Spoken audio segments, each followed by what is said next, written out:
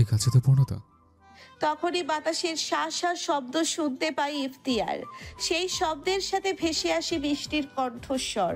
সে তাচ্ছিল্যের স্বরে বলছে, আপনার পূর্ণতার শিয়রে বসে পাহারা দিচ্ছি আমি। যতদিন আমার অস্তিত্ব আপনার মনে থাকবে ততদিন আপনার পূর্ণতার পিছু আমি ছাড়ব না। ছাড়ার মতো পাশে থেকেই বাঁচাবো তাকে, কথা দিলাম। কিন্তু যেই মুহূর্তেই আপনি আমায় ভুলে যাবেন সেই মুহূর্তেই আমার অস্তিত্ব বিলীন হয়ে যাবে ধরণীর বুক থেকে। কোমল শব্দটার মধ্যেই অদ্ভুত এক শক্তি রয়েছে, যা দুটো হৃদয়কে একই সূত্রে বেঁধে দেয়। মনাকে পছন্দ নয় ইফাদের, কিন্তু নিয়তির লিখনে তাদের বিয়ে হলো। আস্তে ধীরে মনাকে মনে ধরলো, ভালোবেসে ফেললো। হৃদয়ে স্থান করে নিল মায়াবিনী মেয়েটা। 12 পুরুষের সঙ্গে রাত কাটানো মেয়েটিকে ভালোবেসে বুকের মধ্যে আগলে রাখার প্রতিজ্ঞায় নিজেকে প্রস্তুত করে নিল। কিন্তু শেষ মুহূর্তে এসে ঠকে গেল। ইফাদের মনে হচ্ছে সে স্বপ্ন দেখছে। ঘুম ভেঙে যাবে আর বুঝতে পারবে এসব কিছুই সঠিক নয়, দুঃস্বপ্ন ছিল। মনা খ্যাক খ্যাক গলায় ইফাদকে ডাকবে, ঘুমের ঘোরে বুকে মাথা দিবে, ভালোবাসার জোয়ারে ভাসিয়ে নিবে। কিন্তু ঘুম ভাঙছে না, স্বপ্ন মিথ্যে হচ্ছে না। দীর্ঘশ্বাস ফেলে ইফাদ। গুটি গুটি পায়ে নিচু কক্ষ হতে বেরিয়ে আসে। গোটা জমিদার বাড়িতে চলছে আনন্দ উল্লাস। 10খানা গরু জবাই করে মিষ্টির খরচ করা হচ্ছে। মেহমান কিচকিচ করছে। গোটা শহর দাওয়াত করা হয়েছে নিশ্চয়ই। ইফাদের কক্ষের দুই পক্ষ পরেই অভি এবং পূর্ণতার কক্ষ। হাত কাটার পর থেকে আর কখনোই পূর্ণতার কক্ষে যাওয়ার সাহস করেনি ইফাদ। বরাবরই দূরে থেকেছে, তবে আজকে খুব করে কথা বলতে ইচ্ছে করছে, দেখতে ইচ্ছে করছে মলিন মুখখানা। তেজি মেয়েটা শান্ত হয়ে গিয়েছে। সব সময় মাথা উঁচু করে বাঁচতে চাওয়া পূর্ণতার মাথা নিচু হয়েছে। মুখ বন্ধ করে সহ্য করে সকলের কথা। নিয়তি কি নিষ্ঠুর, এক মুহূর্ত সময় নেয় না পরিস্থিতি পাল্টাতে। কক্ষের দরজা খোলা। ইফাদ উকি দিয়ে দেখার চেষ্টা করে পূর্ণতা কি করছে, কিন্তু দেখতে পারে না। পা বাড়িয়ে চৌকাঠ পেরুতেই আবারও পা বাড়িয়ে নিয়ে যায়। দরজায় টোকা দিয়ে ডাকে পূর্ণতাকে। পূর্ণতা, ভেতরে আসতে পারি? সাথে সাথেই জবাব আসে, আসুন। ইফাত ভেতরে ঢুকে পড়ে। বারান্দায় হাঁটু মুড়ে বসে আছে পূর্ণতা। উজ্জ্বলতা এসেছে চোখে মুখে। চোখ দুটো ভেজা নয়, ভারী অবাক হয় ইফাত। কাঁদছে না কেন? সে তো এসেছিল পূর্ণতার কান্না দেখতে। ইফাতের দিকে তাকিয়ে হাসে পূর্ণতা, সুধায়। কাঁদছি না বলে অবাক হচ্ছেন? আমার কান্না দেখতে ভালো লাগে? ইফাত পূর্ণতার সামনে বসে, নিজের উস্কো খুস্কো চুলে হাত বুলিয়ে বলে, ভালো লাগে। তোমার অহংকার ভেঙে গিয়েছে পূর্ণতা, পায়ের তলার মাটি সরে গিয়েছে, তুমি হেরে গেছো। ইফাদের চোখে চোখ রেখে পূর্ণতা জবাব দেয়, আমি হারিনি, কখনো হারবো না, হারতে পারি না। জমিদারের পাপের রাজ্য ধ্বংস করবই আমি। পূর্ণতার মাথায় হাত রাখে ইফাত, অধৈর্য স্বরে বলে, হার মেনে নাও পূর্ণতা, পালিয়ে যাও দূরে কোথাও, না হলে তোমার ধ্বংস অনিবার্য। পূর্ণতা জবাব দেয় না। বাগানে তাকায়, সেখানে গরু জবাই করা হচ্ছে। রক্তে লাল হয়ে উঠেছে জায়গা। কসাইরা এক বিন্দুও সময় নিচ্ছে না। মুহূর্তেই গলা থেকে মাথা আলাদা করে ছোট ছোট টুকরো করে ফেলছে। ভয় পাচ্ছেন? মৃদু হাসে ইফাত, আসমান পানে তাকিয়ে বলে, একটা হাত নেই আমার, বাবাও নেই। আমি জানি তাকে মেরে ফেলা হয়েছে। আমার বউ যাকে কালিমা পরে বিয়ে করেছি, সেও আমাকে ফেলে চলে গিয়েছে। একমাত্র বোন, যাকে নিজের থেকেও বেশি ভালোবাসতাম, তাকেও নিজ হাতে কবর দিয়েছি। এরপরও ভয় পাবো? আমার তো জীবনটাই বৃথা। পূর্ণতা ইফাতকে দেখে, খুঁটিয়ে খুঁটিয়ে দেখতে থাকে। আগে কখনো লোকটার দিকে ভালো করে তাকানো হয়নি, তবে আজকে দেখতে ইচ্ছে করছে। অনেক কথা বলতে ইচ্ছে করছে লোকটাকে। মানতেই হবে অভিরাজের ভাই, অভির মতোই চেহারার ধাঁচ, জমিদার জমিদার ভাব রয়েছে। পূর্ণতাকে ঠিক করে দেখতে দেয় না মমতা বেগম। কোথা থেকে দৌড়ে আসেন তিনি, টেনে তুলে পূর্ণতাকে উত্তেজিত গলায় বলে, ওই মাইয়া, তুই পালা, তোর শ্বশুর পুলিশ নিয়ে আইছে, তোরে ধরাই দিব, তুই পালা, ওরা তোরে মাইরা ফালাইব। বলতে বলতে চোখে পানি চলে আসে তার। পূর্ণতার হাত পা কাঁপছে। কোথায় যাবে সে? বাইরে থেকে পুলিশের গাড়ির আওয়াজ আসছে। মমতা বেগম ঘোমটা টেনে দেয় পূর্ণতার মাথায়, দুই গালে হাত রেখে বলে, বোন রে, তুই দূরে চললা যা। যদি কোনোদিন আল্লাহ চায় আবার আমাদের দেখা হইব, তখন তোরে সব বলবো। যাবই।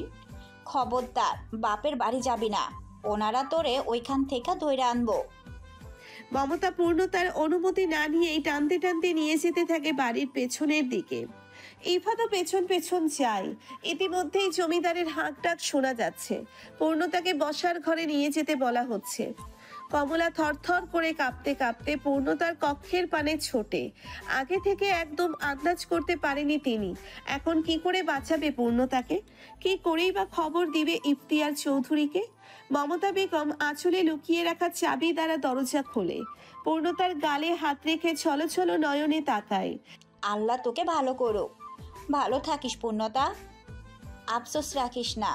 জাহান্নাম থেকে মুক্তি পেলে শুকরিয়া আদায় করিস। মমতা বেগমকে চাপটে জড়িয়ে ধরে পূর্ণতা। ফুপিয়ে কেঁদে ওঠে। আমি পালাবো না দাদি, উনি আসবে। উনি এসে আমাকে না পেলে যে ভীষণ দুঃখ পাবে, পাগল হয়ে যাবে। তাচ্ছিল্য স্বরে মমতা বেগম বলে, তোর উনি আসবে না, ফিরবে না কোনোদিনও। তার সিদ্ধান্তে তোকে পুলিশ ধরতে এসেছে। তোর জানোয়ার থানায় ডায়েরি করে গিয়েছে যে তার বউ পরকীয়ায় লিপ্ত হয়েছেন ইফতিয়ার চৌধুরীর সাথে। তার বউ আর প্রেমিক মিলে খুনের হুমকি দিয়েছে, বিদায় তিনি দূর দেশে পাড়ি জমিয়েছে। কান্না থেমে যায় পূর্ণতার। স্তব্ধ দৃষ্টিতে তাকায় মমতা বেগমের পানে। মোটেও বিশ্বাস করলো না তার কথা। এমনটা কখনোই করতে পারে অভিরাজ? কখনোই না। ভীষণ ভালোবাসে কিনা? ঘোর প্রতিবাদের সুরে কিছু বলতে চায় পূর্ণতা, শোনে না মমতা। ধাক্কা দিয়ে দরজার বাইরে বের করে দেয় এবং সাথে সাথে দরজা আটকে ফেলে। বুক ফেটে কান্না আসে পূর্ণতার। চিৎকার করে কাঁদতে ইচ্ছে করে। ভাগ্য এ কোন খেলা খেললো তার সাথে? কোথায় এনে ফেললো তাকে? কোথায় যাবে এখন? হাঁটু মুড়ে বসে পড়ে সেখানেই। জমিদার বাড়ির ভেতর থেকে হম্বিতম্বির আওয়াজ আসছে। জমিদার চারিদিকে লোক ছড়িয়ে দিচ্ছে পূর্ণতাকে খুঁজতে। পুলিশ অফিসার থানায় কল করে আর কিছু কনস্টেবল ডেকে পাঠায়। যে করেই হোক খুঁজে বের করতে হবে পূর্ণতাকে। এত সব আওয়াজের মধ্যে পূর্ণতার কানে ভেসে আসে অভিরাজের গলার স্বর। সে করুণ স্বরে বলছে, আমাদের বিচ্ছেদ হয়নি, শুধুমাত্র পরিস্থিতি আমাদের আলাদা করেছে। তুমি অপেক্ষা করো পূর্ণতা, আমি ফিরে আসব। তাচ্ছিল্য হাসে পূর্ণতা। আসমান পানে তাকিয়ে উচ্চস্বরে বলে ওঠে, আমি অপেক্ষা করছি, তবে আপনাকে ফিরে পাওয়ার জন্য নয়, নিজে ফুরিয়ে যাওয়ার জন্য। ইতিমধ্যেই ইফতিয়ারের কানে পৌঁছে গিয়েছে সমস্ত ঘটনা। মাগরিবের আজান পড়ছে কিছুক্ষণ আগেই। চারিদিক অন্ধকারে ঢেকে গিয়েছে। জমিদার বাড়ির চারিপাশে পুলিশের ছড়াছড়ি।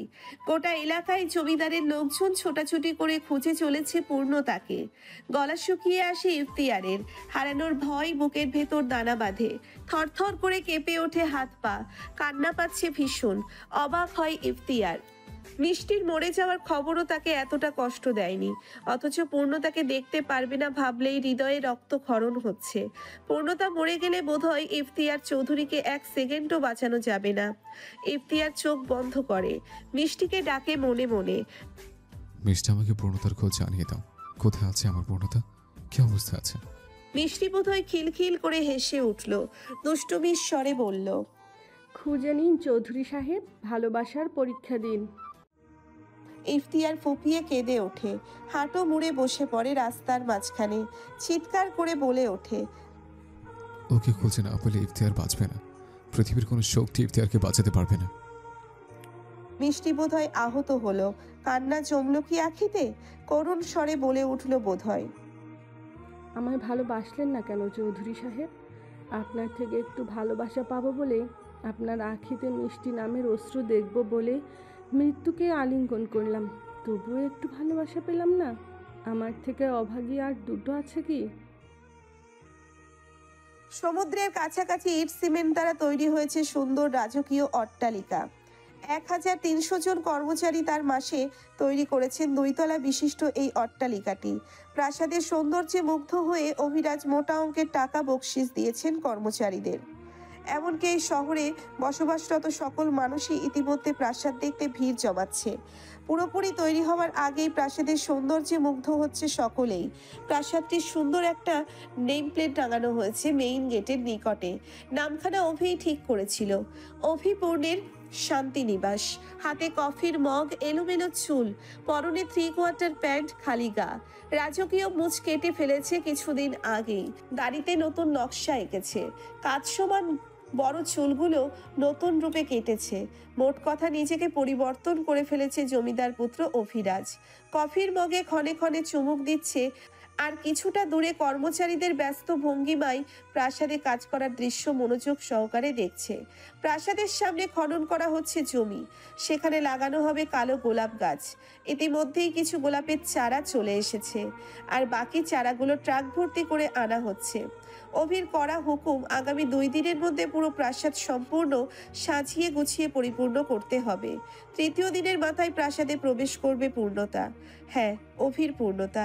পূর্ণতার কথা মনে হতেই চটজলদি পকেট হতে ফোন বের করে, কল করে কোনো এক নাম্বারে। রিং হওয়ার সাথে সাথে রিসিভ করা হয় কলখানা। আমার পূর্ণতা কেমন আছে? আর মিষ্টি, আমার বোন কেমন আছে? কি করছে? ওদের বের করতে পেরেছেন জমিদার বাড়ি থেকে? পুলিশ অফিসার জামিল শুকনো ঢোক গেলে রিনরিনিয়ে জবাব দেয়। স্যার, আপনার বউকে খুঁজে পাওয়া যাচ্ছে না। মুহূর্তেই চোয়াল শক্ত হয়ে ওঠে অভির। চিৎকার করে বলে ওঠে, 2 দিন সময় দিলাম। 2 দিনের মধ্যে আমার পূর্ণতাকে আমার কাছে পাঠাতে না পারলে আপনাদের থানা আমি জ্বালিয়ে দেব পুলিশ। ভয়ে কেঁপে ওঠে জামিল। আমতা আমতা করে জবাব দেয়, অভিরাজ, আমরা জেনেছি আপনার বউকে লুকিয়েছে আপনারা দাদি। কোনো কথা শুনতে চাই না আমি। যেখান থেকে পারেন আমার পূর্ণতাকে খুঁজে এনে দেবে, আর মিষ্টির সাথে কথা বলিয়ে দেবেন আমায়। স্যার, মিষ্টি ম্যাম মা। বাকিটা বলতে পারে না জামিল। ততক্ষণে অভি কল কেটে দিয়েছে। মনার ঘুম ভেঙেছে বেশ কিছুক্ষণ আগেই। গত কয়েকদিনে ঘুমটা তার বেশ বেড়েছে। সারাক্ষণ ঘুমোতে ইচ্ছে করে। রাত দিন সকাল বিকাল কিছুই অনুভব করতে পারছে না। আজকে চটজলদি ভেবে ফেলেছে ডাক্তারের চেম্বার হতে ঘুরে আসবে। এভাবে ঘুমোতে ঘুমোতে কখন জানি চিরতরে ঘুমিয়ে পড়বে। ঘুম কমানো জরুরি, অতি দ্রুত। আড়াবোড়া ভেঙে উঠে বসে মনা। হাতা কাটা শর্ট নাইট ড্রেস প্রায় খুলে গিয়েছে। টেনে টুনে ঠিক করে নেয়, ঘুম পুরোপুরি কাটেনি। এখন আবার বালিশে মাথা রাখলে মুহূর্তেই ঘুমের দেশে তলিয়ে যাবে, কিন্তু এমনটা করা যাবে না। দুর্বল শরীরখানা টেনে বিছানা হতে নামে। নরম তুলতুলের চটিচোরা পায়ে চাপিয়ে হেলে দুলে ওয়াশরুমের দিকে পা বাড়ায়। বেশ সময় নিয়ে চোখে মুখে পানি ছিটিয়ে ঘুমের রেশ কাটায়। অতপর ব্রাশ করে ফ্রেশ হয়ে বেরিয়ে আসে। ব্যালকনিতে চোখ যেতেই ঠোঁটের কোণে হাসি ফুটে ওঠে মায়ার। এলোমেলো চুলগুলো হাত খোপা করতে করতে ব্যালকনিতে পা রাখে। অভির পাশে দাঁড়ায়। গুড মর্নিং জান। অভি আর চোখে এক পলক তাকায় মনার পানে, জবাব দেয় না। হাত বাড়িয়ে টি টেবিলের ওপরে থাকা কফির মগ তুলে সেটা বাড়িয়ে দেয় মনার দিকে। মুহূর্তেই মনার হাসি মুখখানা চুপসে যায়। আমতা আমতা করে বলে, তুমি যাই খেতে দাও, আমায় সেটা খেলেই শুধু ঘুম পায়, খাবো না কফি। অভি নিঃশব্দে রেখে দেয় কফির মগ, নিজের আধ খাওয়া কফির মগ খানাও রাখে। মনা বেশ খুশি হয়, হাত বাড়িয়ে জড়িয়ে ধরে অভিকে। কাঁধে মাথা রেখে আলতো স্বরে বলে, আজকে আমাদের বিয়ে হওয়ার কথা, তুমি প্রস্তুত? আসমান মানে তাকাই অভি। আমাকে বিয়ে করার খুব শখ। ভীষণ। তোমার ছোঁয়া পাওয়ার জন্য আমার শরীর আনচান করছে, সহ্য হচ্ছে না জান। কথা শেষ করেই ঠোঁট ছোঁয়াই অভির গলায়। বিরক্তিতে চোখ মুখ কুঁচকে ফেলে অভি। কঠিন স্বরে জবাব দেয়, তোমার মনে হয় আমি তোমায় বিয়ে করব? বাঁকা হাসে মনা। আর কোনো অপশন আছে তোমার? 50 জন নারী বিদেশে পাচার করেছো তুমি, প্রমাণ আছে আমার কাছে। 10 জন পুরুষের কিডনি বিক্রি করেছো, সেটার প্রমাণ রয়েছে। তোমাকে হুমকি দিচ্ছি না, শুধু অফার করছি, আমাকে বিয়ে করে সারা জীবন সুখে সংসার করো, না হলে সারা জীবন জেলে পচে মরতে হবে। অভি ভয় পেল কিনা বোঝা গেল না, তবে কপালে ভাঁজ ফেলে পাল্টা জবাব দেয়, ভুল বললে। গত 1 বছরে 350 মেয়ে বিক্রি করেছি 500 কোটি টাকায়। 50 জন মানুষকে নিজ হাতে খুন করে কিডনি বিক্রি করেছি। ভুল তথ্য পাও কোথায় মনা? সঠিকটা জেনে নেবে তো। ঘাবড়াই মনা, ছেড়ে দেয় অভির হাত। থমথমে মুখে তাকায় অভির মুখপানে। কত সহজভাবে বলছে যে 50 জন মানুষকে খুন করেছে। একটুও গলা কাঁপলো না বা অনুশোচনা ফুটে উঠল না মুখে। তোমায় নিয়ে সুখে সংসার করব বলে তো এখানে আসিনি। তোমাকে ব্যবহার করে শুধু জমিদারদের নজরে এড়িয়েছি। ওই যে দেখো আমার প্রাসাদ তৈরি হচ্ছে। এবার পূর্ণতা, মিষ্টি এবং আমার মাকে কায়দা করে এখানে নিয়ে আসবো। সেখানেও তোমায় ব্যবহার করব। মনা প্রাসাদের পানে তাকায়। ইতিমধ্যেই আখিতে অশ্রু জমেছে তার। অভিকে বিশ্বাস করে ভুল করলো, সব হারালো কি? তুমি আমায় ঠকালি অভি। ঠকালাম, ভীষণ বাজেভাবে ঠকালাম। নারীর শরীরের লোভ নেই আমার। পূর্ণতা ছাড়া দুনিয়ায় কোনো নারী আমাকে আকর্ষিত করতে পারে না। আমার পূর্ণ ছাড়া দুনিয়াতে আর কোনো মায়াবতী নেই। অসহায়ের মতো মনা জিজ্ঞেস করলো, আমার কি হবে অভি? তুমি দেখতে বেশ সুন্দর। বিক্রি করলে টাকা পাবো অঠেল। তোমাকে বিক্রি করে জীবনের সর্বশেষ পাপ করব আমি। নতুন জীবন শুরু হবে আমার। সেই জীবনে পাপ শব্দটা থাকবে না, থাকবে শুধু সুখ, শান্তি আর ভালোবাসা। মনার খুব করে বলতে ইচ্ছে করলো, অভিরাজ, তোমার মিষ্টি আর বেঁচে নেই। তোমার পূর্ণতাও নিখোঁজ। এ জীবনে সুখের সংসার করা হলো না তোমার। পাপীরা কখনোই সুখী হয় না। কাঁদতে কাঁদতে জ্ঞান হারিয়েছে পূর্ণতা। লুটিয়ে পড়েছে স্যাঁতসেঁতে মাটিতে। বৃষ্টি হয়েছে সারা রাত। বৃষ্টির পানি বয়ে গিয়েছে পূর্ণতার শরীরে।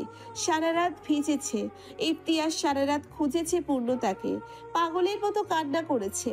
আল্লাহর কাছে মানত করেছে পূর্ণতাকে পেয়ে গেলে 5,000 কোরআন শরীফ বিভিন্ন এতিমখানায় দান করবে। রাতের শেষ ভাগের দিকে হতাশ হয়ে জমিদার বাড়ির পুকুর পাড়ে বসে পড়ে ইফতিয়ার। পায়ে কাটা ফুটেছে বেশ কিছুক্ষণ আগেই। খোলানোর হুঁশ ছিল না, বা এখনো নেই।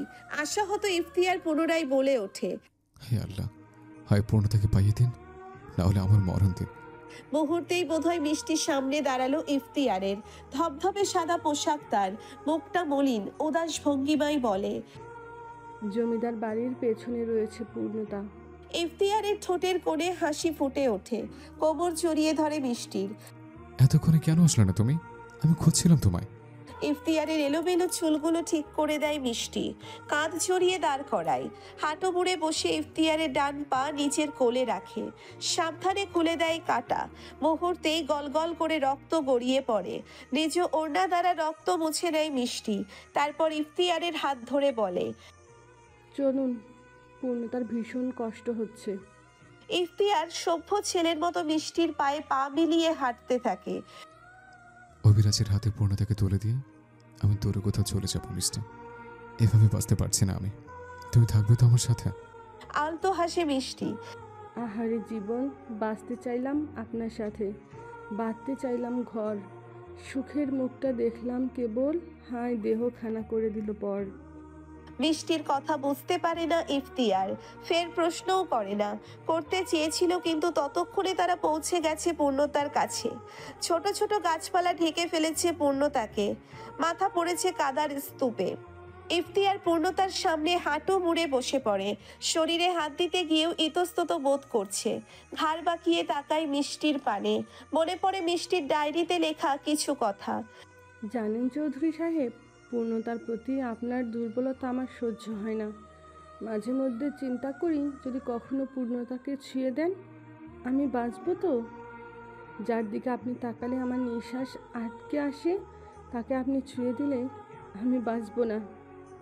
আপনি পূর্ণতাকে ছোঁয়ার আগেই যেন আল্লাহ আমাকে মরণ দেয়। শুকনো ঢোক গেলে ইফতিয়ার। মিষ্টির সামনে কি করে ছোবে পূর্ণতাকে? মেয়েটা ভীষণ কষ্ট পাবে তো। কি করবে এবার? মিষ্টি বোধহয় বুঝলো। মুহূর্তেই গায়েব হয়ে যায় সেখান থেকে। ইফতিয়ার আশেপাশে তাকিয়ে মিষ্টিকে খুঁজে পায় না। চট করে পায়ের দিকে তাকায়। সেখানে এখনো কাটা ফুটে আছে। তাহলে কি এতক্ষণ ভুল দেখলো? মিষ্টি ছিলই না। চোখ ভিজে ওঠে ইফতিয়ারের। নিজেই খুলে ফেলে কাটা।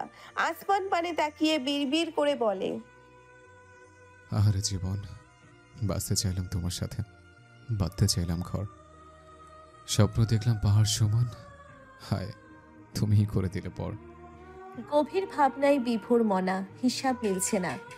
অভিরাজের সাথে চালাকিতে পেরে উঠছে না। 28 দিন হয়ে গেল তারা একসাথে আছে। এখনো অভিকে বিছানায় আনতে পারেনি। কথাই বলে পুরুষ নারীর শরীরে সুখ খুঁজে পায়। আগুন আর ঘি পাশাপাশি থাকলে জ্বালিয়ে পুড়িয়ে ছারখার করবেই, এমনটাই লোকমুখে প্রচলিত কথা। কিন্তু অভিরাজ কেন চলছে না? কেন আকৃষ্ট হয়ে মনাকে কাছে টেনে নিচ্ছে না? নরম শরীরের ছোঁয়ায় নিজেকে শান্ত করছে না? কেন অশান্ত হচ্ছে না? তবে কি সত্যিই অভিরাজের পুরুষত্বে সমস্যা রয়েছে? সমস্যা থাকলে পূর্ণতাকে কাছে টেনে নিল কি করে? এক নারীতে আসক্ত পুরুষ ভয়ঙ্কর। তারা অনুভূতি লুকাতে পারে। শখের নারী ছাড়া দ্বিতীয় নারীর নিকট অনুভূতি জাহির করে না। কথাটা বোধহয় মনা জানে না। ড্রেসিং টেবিলের সামনে বসে আপাতমস্তক নিজেকে পর্যবেক্ষণ করছে মনা। ঢিলে ঢালা পোশাকে তাকে বেশ আবেদনময়ী লাগছে। বক্ষ বিভাজের সুগঠিত ভাঁজ স্পষ্ট, যে কোনো পুরুষের নজর কাড়তে সক্ষম। কমলার কোয়ার ন্যায় ওষ্ঠে সর্বক্ষণ লিপস্টিকে প্রলেপ লাগিয়ে রাখে, যেন অভি তাকাতেই আকৃষ্ট হয়। কিন্তু অভিরাজের নজরই পড়ছে না। নিজের সাজানো পরিকল্পনা বিফলে যাচ্ছে ভাবতেই রাগে ফর্সা মুখশ্রী রক্তিম বর্ণ ধারণ করে মনার। পরাজিত সৈনিকের ন্যায় হুঙ্কার ছেড়ে ড্রেসিং টেবিলের সামনে সাজানো প্রয়োজনীয় কসমেটিক্স ফেলে দেয়। তাতেও ক্ষান্ত হয় না। ড্রেসিং টেবিলের ড্রয়ারে রাখা অভিরাজের দামি ফোনখানা দেওয়ালে সজোরে আঘাত করে। মুহূর্তেই ভেঙে গুড়িয়ে যায় ফোনখানা। চারিদিকে ছড়িয়ে পড়ে ভাঙা ফোনের অংশ। সকল প্রমাণ বোধ হয় লুটপাট হয়ে গেল। মিষ্টির করা আকুতি ভরা মেসেজগুলো নিঃশেষ হয়ে গেল। অভিরাজ কখনো জানতেই পারল না তার আদরের কলিজার টুকরো শেষ নিঃশ্বাস ত্যাগ করার আগে তাকে শেষবার দেখতে চেয়েছিল। বাঁচার জন্য ছটফট করেছে প্রতি মুহূর্তে। শান্ত হয়ে বসে মনা। এবার শান্তি লাগছে। হেরে যেতে শেখেনি সে। সঠিক সমাধান বের করতে হবে। ফোনের মতোই ভেঙে গুড়িয়ে দিতে হবে অভিরাজের সকল পরিকল্পনা। সূত্র খুঁজতে থাকে মনা। মনে পড়ে অভির বলা কথাগুলো। সে পাপী, খুন করেছে, নারী পাচারও সে করেছে। নিজেকে যেসব কাজের মেইন কালপ্রিট হিসেবে মনোনীত করলো, আসলে সেসব কাজ অভিরাজ করেইনি। তাহলে কেন বলল? নির্দোষ দাবি করতেই পারত। কি চলছে অভির মনে? আবার কোন নতুন চাল দিয়ে বাজিমাত করতে চলেছে সে? ছোট থেকেই অভিরাজকে দেখছে মনা। অত্যাচার নির্যাতনের মধ্য দিয়ে বড় হয়েছে। একবেলা খাবার খেয়েছে তো আর একবেলা পায়নি। তার কারণ অভাব নয়, অভির প্রতিবাদ। অভিকে থামাতে পারছিল না কেউ।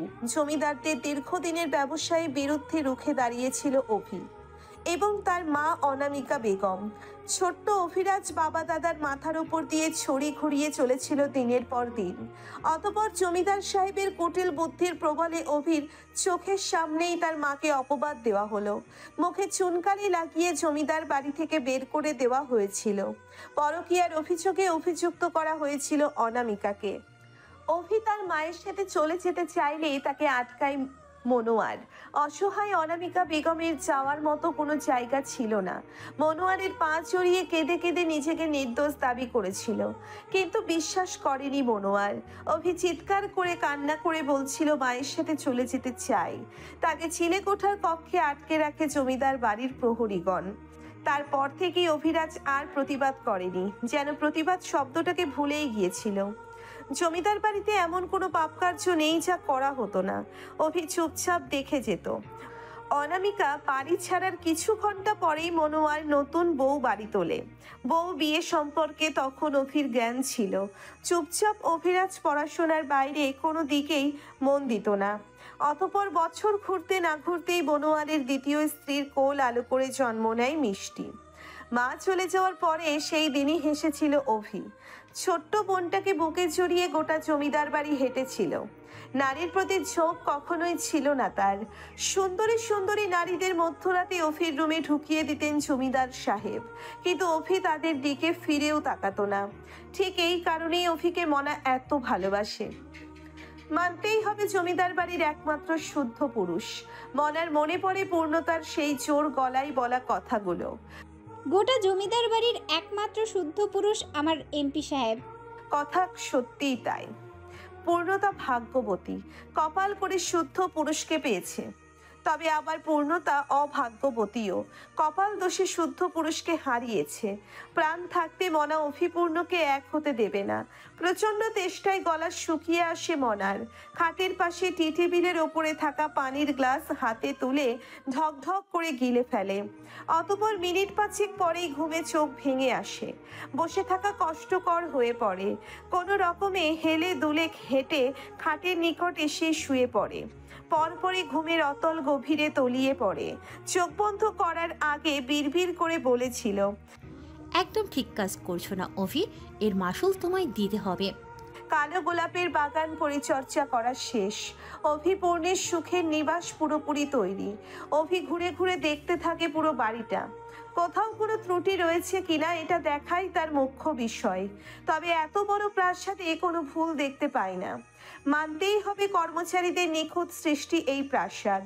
প্রসন্ন হাসি অভি। আরো কিছু টাকা বকশিস দিতে চাই তাদের। আসবাবপত্র চলে এসেছে।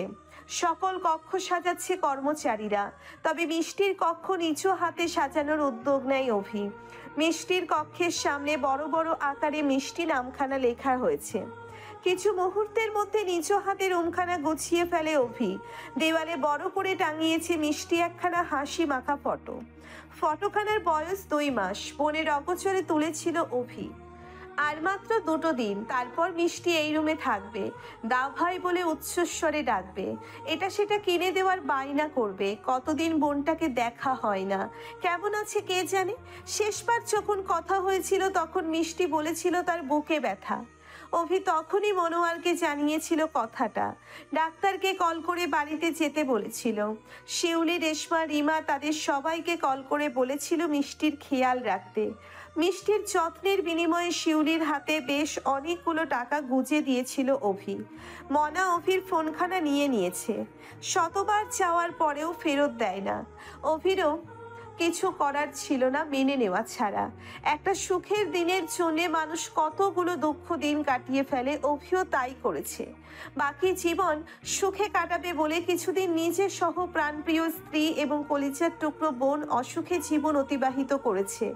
তবে এবার তাদের দুঃখের দিন শেষ। সুখ এসে দরজায় কড়া নাড়ছে। বুকশেল্পে মিষ্টির বইগুলো সাজানো শেষ হতেই অভির চাকচিক্য ফোনখানা বেজে ওঠে। ঠোঁটের কোণে মুচকি হাসি ফুটে ওঠে অভির। পুলিশ কল করেছে নিশ্চিত। অতি দ্রুত কল রিসিভ করে কানে তোলে। হ্যালো পুলিশ, আমার বউ আর বোনকে পেয়েছেন? পুলিশ অফিসার জামিল আমতা আমতা করতে থাকে। কিভাবে বলবে কথাখানা। শুকনো ঢোক গিলে জিভ দ্বারা ঠোঁট ভিজিয়ে নেয়। স্যার, আপনার দাদিমা পুরো শহর রটিয়ে দিয়েছে পূর্ণতার সঙ্গে ইফতিয়ার অবৈধ সম্পর্ক রয়েছে। আর আপনি বইয়ের শোককে এমপি পদ ত্যাগ করে ছেড়েছেন আপনার বইয়ের নামে বাকিটা শেষ করার আগেই গর্জে ওঠে অভিরাজ। হুঙ্কার ছেড়ে বলে, শুয়োরের বাচ্চার মুখ সেলাই করে দে। আমার ফুলের মতো পবিত্র বউকে অপবাদ দেওয়ার সাহস হয় কি করে? কেঁপে ওঠে জামিল। কাঁপা কাঁপা গলায় বলে, পূর্ণতাকে ইফতিয়ার চৌধুরী নিয়ে গেছে। স্বস্তির নিঃশ্বাস ফেলে অভি। রাগ কমলো বোধহয় কিছুটা। ঠান্ডা গলায় বলে, আপনি আমার মা আর বোনকে এখানে আনার ব্যবস্থা করুন। ইফতিয়ার চৌধুরী নিজ দায়িত্বে আমার পূর্ণতাকে আমার কাছে পৌঁছে দেবে। স্যার, এতটা বিশ্বাস বইয়ের উপর? আসে অভি। মিষ্টির রুমের বারান্দায় চলে এসেছে ততক্ষণে। আসমান পানে তাকিয়ে বলে, অনেক কিছু ঘটে গিয়েছে। পূর্ণতাকে ছেড়ে চলে এসেছি, মনাকে বিয়ে করেছি এমন খবরও জেনেছে। ভীষণ আঘাত দিয়েছি তাকে। তবুও যদি তাকে জিজ্ঞেস করেন অভি সম্পর্কে কিছু বলুন, সে অকপটে বলে দেবে, এই পৃথিবীর সব থেকে শুদ্ধ পুরুষটি হচ্ছে আমার এমপি সাহেব, ফুলের ন্যায় পবিত্র। এমন একটা মেয়ের প্রতি এইটুকু বিশ্বাস থাকবে না? জামিলও তৃপ্তির হাসি হাসে। আমি মন থেকে দোয়া করি আল্লাহ আপনাদের নতুন যাত্রা শুভ করুক।